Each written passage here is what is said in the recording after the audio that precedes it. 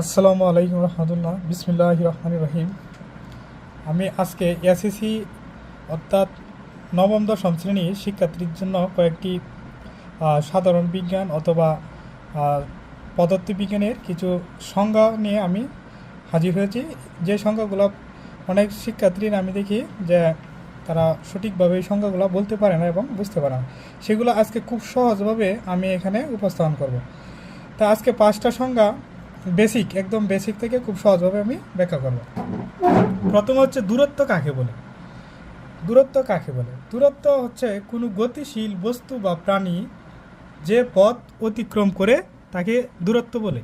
তাহলে দূরত্বের ক্ষেত্রে কোনো নির্দিষ্ট রুট মাপি নেই, কারণ হচ্ছে কোনো গতিশীল বস্তু, এটা যে কোনো দিকেই হোক যেভাবেই হোক, কোনো গতিশীল বস্তু বা প্রাণী যে পথ অতিক্রম করবে সেটাই হচ্ছে কি তার দূরত্ব, অর্থাৎ যে পথ অতিক্রম করে সেটাই হচ্ছে দূরত্ব। তাহলে আশা করি দূরত্বকে বোঝা গেল।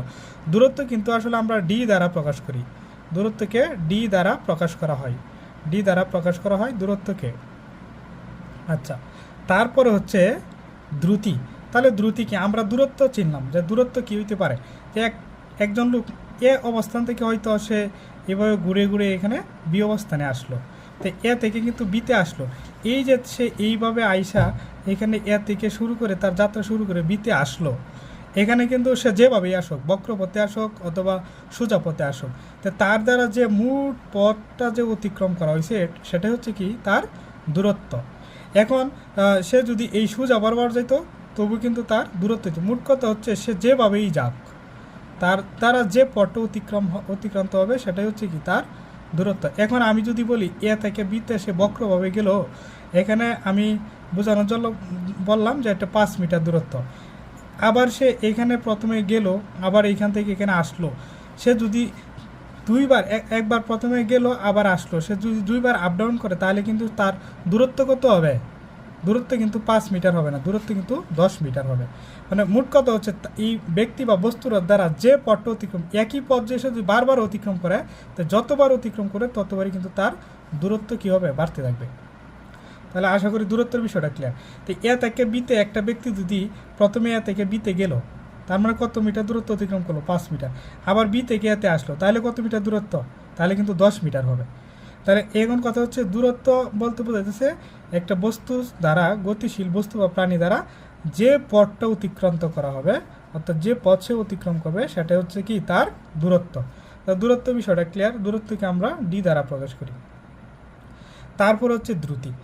এখন দ্রুতি আমরা যদি এই দূরত্বটা সময় দ্বারা হিসাব করতে চাই, অর্থাৎ আমি যদি বলি এ থেকে বিতে যে লোকটা গেল 5 মিটার দূরত্ব অতিক্রম করলো, এখন আমি যদি বলি এই দূরত্বটা একক সময়ে কতটুকু দূরত্ব গেল, তখন কিন্তু সেটা হয়ে যাবে কি দ্রুতি। তাহলে আমরা দ্রুতি বলতে কি বুঝলাম? যে একক সময়ে, দ্রুতি হচ্ছে একক সময়ে যে দূরত্ব অতিক্রম করে। তাহলে দ্রুতি সমান আমরা লিখতে পারি কি দূরত্ব বাই সময়। তাহলে দূরত্ব বাই সময় আমরা পাইলাম দ্রুতি। দূরত্বের কিন্তু নির্দিষ্ট দিক নাই, যে এখানে আঁকা বাঁকা পথে সে কিন্তু এখানে গেছে, এটা কিন্তু নির্দিষ্ট দিকে গেছে না। তার মানে দ্রুতি হচ্ছে একটা স্কেলার রাশি। তাহলে দূরত্ব কিন্তু কি একটা স্কেলার রাশি। দূরত্ব যেহেতু স্কেলার রাশি তাহলে দ্রুতিও কি স্কেলার রাশি। তাই এখন যদি প্রশ্ন করা হয় দ্রুতি কাকে বলে, তো দূরত্বের সময় দ্বারা ভাগ করলে কিন্তু দ্রুতি পাই। তাই এই জিনিসটাকে আমরা এভাবে বলতে পারি, যেহেতু দূরত্বকে সময় দ্বারা ভাগ, তাহলে আমরা বলতে পারি সময়ের সাথে দূরত্বের পরিবর্তনের হারকে কি বলা হয়? দ্রুতি বলা হয়। তাই দ্রুতি কাকে বলে? কোনো বস্তু একক সময়ে যে দূরত্ব অতিক্রম করে তাকে দ্রুতি বলে। অথবা আমরা এভাবে বলতে পারি যে সময়ের সাথে দূরত্বের পরিবর্তন আর কি বলা হয়? দ্রুতি বলা হয়। তাহলে দ্রুতি বিষয়টা বোঝা গেল। এখন আসি স্মরণ। এই যে এ থেকে বিতে বস্তু যে এইখান থেকে এইভাবে গেল, এখন যদি এ থেকে বিতে বস্তুটা অথবা গতিশীল ব্যক্তি বা বস্তু যদি এভাবে সোজা বরাবর যেত, তাহলে আমি এখানে সংজ্ঞায় কি বলছি? যে কোনো বস্তুর আদি ও শেষ অবস্থানের মধ্যবর্তী সরলরৈখিক দূরত্বকে স্মরণ বলে। তো এখানে এ তার প্রথম অবস্থা এ, তার শেষ অবস্থা কি বি, তো আদি অবস্থা এটা আর শেষ অবস্থা এটা। আদি এবং শেষের মধ্যবর্তী যে সরলরৈখিক দূরত্বটা আছে সেটাই কি স্মরণ। এই মধ্যবর্তী দূরত্বটা হচ্ছে কি স্মরণ। তাহলে আমরা যদি একটু লক্ষ্য করি, স্মরণে কিন্তু নির্দিষ্ট দিক আছে। এটা পূর্ব, পশ্চিম, উত্তর, দক্ষিণ, উপর, নিচ যে কোনো কিছু একটা দিক কিন্তু এখানে প্রকাশ পাচ্ছে। যেহেতু সরলরৈখিক তাহলে একটা দিক প্রকাশ পাচ্ছে, তাহলে স্মরণ হচ্ছে ভেক্টর রাশি।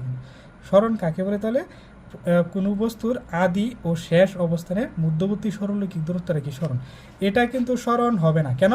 কারণ এটা তো আসলে সরলরৈখিক দূরত্ব না, এই প্রথম এবং শেষ অবস্থানের সরলরৈখিক দূরত্বটা হচ্ছে কি সরণ। তাহলে সরণ আমরা বুঝলাম, সরণকে আমরা এস দ্বারাও প্রকাশ করতে পারি। এই যে এস দ্বারাও কিন্তু আমরা সরণকে প্রকাশ করি, এস দ্বারা প্রকাশ করতে পারি, এস দ্বারা প্রকাশ করি আমরা। আচ্ছা, তারপরে আসি আমরা বেগ। এখন আমরা সরণ ছিলাম, সরণটাকে আমি আবার দুই চিত্রটা এখানে এঁকে দেখাই। তো এ থেকে একটা বস্তু যাত্রা অতিক্রম করে কী করলো, বিতে আসলো। এখন এই রাস্তাটা হইতে পারে 10 মিটার অথবা 100 মিটার, যাই হোক এই দূরত্বটা সে অতিক্রম করলো, এটা হচ্ছে তার দূরত্ব। এখন আমি বলছিলাম বস্তুর আদি এবং শেষ অবস্থার মধ্যবর্তী যে দূরত্বটা সেটা কিন্তু সরণ। তাহলে এই যে মধ্যবর্তী দূরত্ব এটা কিন্তু সরণ। এখন এই সরণ যদি আমি বলি 3 মিটার, তাই এই সরণ এ থেকে বিতে যাইতে যদি তার এ থেকে যে বিতে যেতে যদি তার 5 সেকেন্ড সময় লাগে, তাহলে একক সময় কতটুকু হলো, মানে 1 সেকেন্ডে কতটুকু হলো। মানে মোট কথা হচ্ছে সরণটাকে যখন তুমি সময় দ্বারা হিসাব করবা তখন এটা হয়ে যাবে কি, তখন এটা হয়ে যাবে বেগ। তাহলে আমরা বেগ সমান সমান কি লিখতে পারি, তাহলে দেখো আমরা বেগ সমান সমান লিখতে পারি সরণ বাই সময়। অর্থাৎ যখন আমরা সরণটাকে সময় দ্বারা কাউন্ট করব তখন এটা বেগ হয়ে যাবে। তা আমি বললাম একক সময়ে কতটুকু গেল, তাহলে একক সময় সরণ কতটুকু হলো, তখন একক সময় যে সরণটা আমি হিসাব করি সেটা হচ্ছে কি বেগ। তাহলে বেগ কোথা থেকে আসলো, বেগ আমরা সরণ থেকে পেলাম, সরণকে সময় দ্বারা ভাগ করলে কী পেলাম, বেগ পেলাম। এখন আমরা এখানে বেগ পেলাম, এখন এই বেগের যদি আমরা সময় দ্বারা ভাগ করি তখন কিন্তু আমরা ত্বরণ পাইতেছি। এই জন্য ত্বরণের বলা হয়েছে সময়ের সাথে বেগের পরিবর্তনের হারকে কী বলা হয়, ত্বরণ বলা হয়। তাহলে ত্বরণ সমান সমান আমরা কী বলতে পারি, ত্বরণ সমান সমান আমরা বলতে পারি বেগ বাই সময়। অর্থাৎ বেগের যদি সময় দ্বারা আমরা ভাগ করি তাহলে কিন্তু আমরা কি পাচ্ছি, ত্বরণ পাচ্ছি। কারণ বলাই আছে সময়ের সাথে বেগের পরিবর্তনের হারকে ত্বরণ বলে। তা ত্বরণের সংজ্ঞা আমরা কীভাবে বলতে পারি, যে সময়ের সাথে বেগের পরিবর্তন হারকে ত্বরণ বলে। আর আমরা দূরত্ব হচ্ছে কোনো গতিশীল বস্তু বা প্রাণীর যে পথ অতিক্রম করে তাকে দূরত্ব বলে। আর দ্রুতি হচ্ছে দূরত্বকে যদি সময় দ্বারা ভাগ করি তখন এটা দ্রুতি হয়ে যাবে। আর একটি বস্তুর প্রথম এবং শেষ অবস্থানের সরলরৈখিক দূরত্বটা কিন্তু সরণ। সরণকে যখন আমরা সময় দ্বারা কাউন্ট করব, মানে একক সময় কতটুকু সরণ হলো, তখন কিন্তু এই সরণ হয়ে যাবে কি বেগ।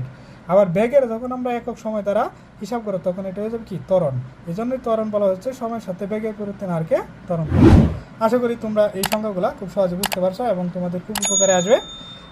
তোমরা যারা আমার এই ভিডিওটা দেখেছো সবাইকে আমি অসংখ্য ধন্যবাদ জানাই। আমার ভিডিও এখানে শেষ করছি। আল্লাহ হাফেজ।